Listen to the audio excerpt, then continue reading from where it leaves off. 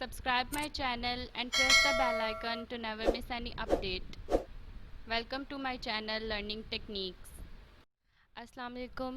आज हम अपना सेकंड चैप्टर स्टार्ट करेंगे जिसका नाम है होम्योस्टेसिस। ठीक है, इससे पहले मैं बता दूं हम लोगों ने अपना फर्स्ट चैप्टर जिसका नेम था चैप्टर नंबर 10 के नाम से है और इसका नाम है गैशियस एक्सचेंज, ये हमने कंप्लीट कर लिया। आज हम अपना सेकंड चैप्टर स्टार्ट करेंगे होम्योस्टेसिस। ठीक है, इसमें मेजर 4 कॉन्सेप्ट्स हैं। ठीक है, मतलब पॉइंट्स हैं जिसको हमने क्लियर करना है। इसके अलावा हम देखेंगे सम रेगुलर डेफिनेशंस। ठीक है, जो कि हमारे नेक्स्ट इस पूरे चैप्टर में बहुत ज़्यादा इंपॉर्टेंट होंगे। सबसे पहले हम इसके मेजर कॉन्सेप्ट्स देख लेते हैं। 4 मेजर कॉन्सेप्ट्स हैं: homeostasis in plants, homeostasis in humans, urinary system of humans और डिसऑर्डर ऑफ किडनी। यहाँ पे होम्योस्टेसिस प्लांट्स या ह्यूमंस में डिस्क्राइब किया गया है। तो यहाँ पे ये बताया गया है कि यूरिनरी सिस्टम जो है वो ह्यूमंस का कैसे इससे बिलोंग कर रहा है, क्योंकि होम्योस्टेसिस आगे हम जैसे डेफिनेशन से देखेंगे मेंटेनेंस है। ठीक है, तो हमारा यूरिनरी सिस्टम, ठीक है, जिसमें कि हमारी किडनी इन्वॉल्व होती है, this is also involve in the maintenance. ठीक है, दैट इज़ होम्योस्टेसिस। अब अगर हम इसकी डेफिनेशन देखें, फ़र्स्ट ऑफ ऑल होम्योस्टेसिस क्या होता है, आपको एक शॉर्ट क्वेश्चन आ सकता है। ठीक है, ये आपकी बुक में पेज नंबर 18 पे आप इसको चैप्टर नंबर 11 के नेम से मेंशन है, वहाँ जाके आप टैली कर सकते हैं। ठीक है, होम्योस्टेसिस क्या होता है, इस फर्स्ट ऑफ ऑल इसकी डेफिनेशन है: homeostasis is defined as maintenance of internal conditions of body at temperature. ठीक है, despite changes in external environment. इसमें सिंपल वर्ड्स में अगर मैं बताऊँ तो ये बताया गया है कि हम अपनी बॉडी के इंटरनल टेम्परेचर को मेंटेन रखते हैं। इससे अलावा या इसकी कोई इफेक्ट नहीं पड़ता कि बाहर का जो हमारा है टेम्परेचर वो चेंज हो रहा है या नहीं हो रहा है। फॉर एग्जांपल, अगर बाहर बहुत ज़्यादा सर्दी है तो आपका बॉडी का टेम्परेचर नॉर्मल ही रहेगा। अगर बाहर बहुत ज़्यादा गर्मी है तब भी आपके बॉडी का टेम्परेचर नॉर्मल ही रहेगा, अगर आपका बॉडी होम्योस्टेसिस के फंक्शन को बहुत अच्छे से परफॉर्म कर रही है। ठीक है, this is all about the definition of homeostasis. अब अगर हम इसकी एग्जांपल्स देख लें तो first of all human body temperature remains at 37 degree despite fluctuation in surrounding temperature. ठीक है, बाहर का टेम्परेचर ज़्यादा हो रहा है, कम हो रहा है या फिर कोई भी चेंजिंग आ रही है, लेकिन बॉडी का जो एक ऑप्टिमम टेम्परेचर है, ठीक है, एक गिवन टेम्परेचर है, वो बॉडी का वही रहेगा। ठीक है, चेंज नहीं होगा। इसके अलावा एक और एग्जांपल दी गई है: ब्लड ग्लूकोज रिमेन्स अबाउट 1 ग्राम पर litre despite eating sugar rich food. Sugar भी हो सकती है आपकी, या फिर आपकी फ़ैट भी हो सकती है, या फिर आपकी कार्बोहाइड्रेट्स भी हो सकती हैं। ठीक है, आप जितना मर्ज़ी ग्लूकोज की इंटेक कर रहे हैं, शुगर की इंटेक कर रहे हैं, लेकिन हमारी बॉडी का जो ब्लड में ग्लूकोज लेवल है दैट इज़ अबाउट 1 ग्राम पर लीटर। ठीक है, 1 ग्राम पर लीटर जो है वो नॉर्मल ही रहेगा, लेकिन अगर आप बहुत ज़्यादा करेंगे तो दैट माइट बी चेंज।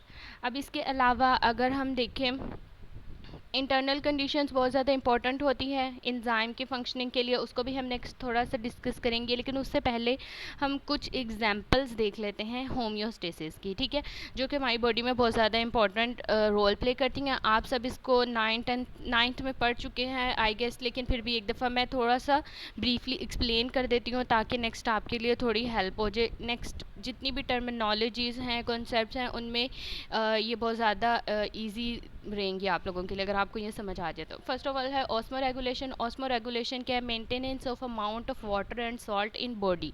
ठीक है, हमारी बॉडी में जो फ्लूइड प्रेजेंट है, हमारी बॉडी में कौन सा फ्लूइड प्रेजेंट होता है? That is blood. ब्लड में सॉल्ट और वाटर का लेवल जो है वो एक लेवल तक मेंटेन रहता है। ठीक है, इसको हम क्या कहते हैं? Osmo regulation. ठीक है, ये टिश्यू भी हो सकता है, ब्लड में भी हो सकता है। Process that control relative amount of salt and water. ठीक है, इसको हम ये भी कह सकते हैं एक ऐसा प्रोसेस जो कि हमारी बॉडी में सॉल्ट और वाटर के लेवल को मेंटेन करके रखता है।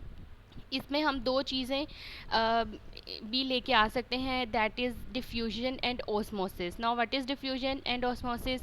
You guys have learn this in your 9th chapter. ठीक है, डिफ्यूजन क्या होता है? सिंपल मूवमेंट होती है वाटर की from an area of high concentration to the area of lower concentration. ठीक है, ये हाई कंसनट्रेशन का एरिया दिखाया गया है और ये लोअर कंसनट्रेशन का area. Blue ones are the particles that will move from high concentrated area to lower concentrated. ठीक है, अब इसके अलावा ऑस्मोसिस का बताया गया है। ऑस्मोसिस क्या होती है? एक semi permeable membrane, this black dots are semi permeable membrane, ठीक है, जो कि अलाउ करते हैं पार्टिकल्स को from area of high concentrated to lower concentrated. ये इधर अगर आप लेफ्ट साइड पे देखें तो ब्लू डॉट्स जो नज़र आ रहे हैं, these show the high concentrated area, and these ones where red balls are highly indicated, यहाँ पे हमारे ब्लू वंस जो हैं वो कम हो रहे हैं, ठीक है।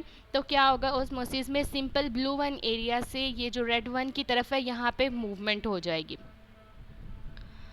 अब अगर हम अपने देखें थर्मो रेगुलेशन में, तो थर्मो रेगुलेशन क्या है? Maintenance of internal body temperature, ठीक है, that is also about our homeostasis, ठीक है। इसी की एक एग्जांपल है, इसमें क्या होता है? बॉडी टेम्परेचर जो होता है वो मेंटेन रहता है, और इसके अलावा हमारे enzymes are the accelerating agents होते हैं जो कि किसी भी रिएक्शन को, किसी भी फंक्शन को इन्हांस कर देते हैं, ठीक है, उसकी स्पीड अप कर देते हैं।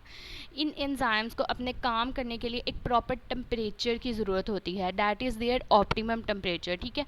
अगर बॉडी का टेम्परेचर चेंज हो जाएगा तो एंजाइम्स का भी टेम्परेचर चेंज हो जाएगा, हैंस ये देखें, ये बॉडी का टेम्परेचर जो चेंज हो रहा है, एंजाइम्स का टेम्परेचर भी चेंज हो जाएगा, इसलिए वो अच्छे से अपने फंक्शन परफॉर्म नहीं कर सकेंगे। देयर वाज, इसलिए हम कह सकते हैं कि हमारे लिए maintenance of internal body temperature is most necessary one, and automatically it is present in the form of homeostasis.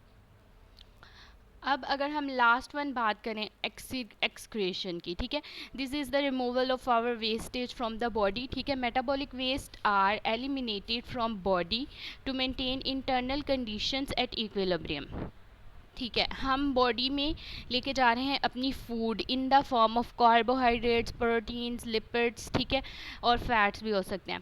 अब ये जो भी फंक्शन हो जाएगा, इसके बाद हमारी बॉडी ने जो एक्स्ट्रा वेस्ट होगा, मेटाबॉलिक वेस्ट होगा, ठीक है, एक्स्ट्रा होगा जो कि हमारी बॉडी को ज़रूरत नहीं है, उसको निकालना है बॉडी ने, ठीक है, that is eliminated by the system of excretion. ये भी एक होम्योस्टेसिस की ही टाइप है, ठीक है। और मेटाबॉलिक वेस्ट क्या होते हैं, आपको ये भी डेफिनेशन आ सकती है, that is mentioned in your book at page number 18, you guys can tally from there, material that is produce during body metabolism and that may harm the body, ठीक है। अगर आप इसको रिमूव नहीं करेंगे तो बॉडी में से बॉडी को ये डैमेज कर सकती है, ठीक है। इस this can be as in the form of constipation और other diseases that we will discuss next in our this topic, ठीक है।